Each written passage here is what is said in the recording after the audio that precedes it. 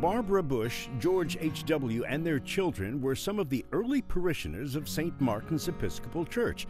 They've attended services here since the early 1950s, when only a couple of hundred people were in the congregation. It was not uncommon to see him serving coffee on Sunday morning. Both of them taught in our Sunday school program. Both of them been involved in our outreach ministry. Since the 1950s, St. Martin's has grown.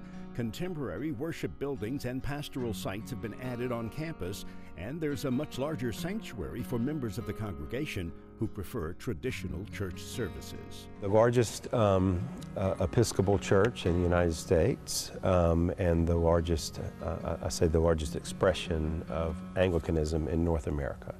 So we're just shy of, we've got about 9,300 members and some. Our average Sunday attendance is probably between 1,800 and 2,000. Average weekly attendance is about 2,500 to 2,700 because we have midweek services. Despite its growth, whatever drew Barbara Bush and her family to St. Martin's more than 60 years ago has kept their spiritual interest and helped mold their religious lives.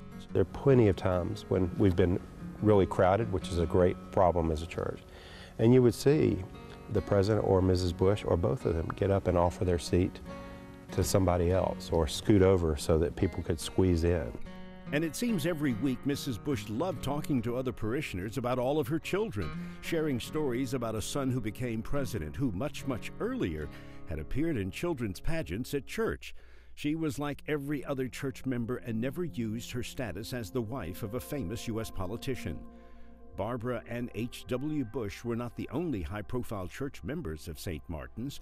Former Secretary of State James Baker and his wife are also among the worshipers. Now, with Barbara Bush's passing, she will definitely be remembered by many who attend this magnificent Houston church. Jose Grinan, Fox 26 News.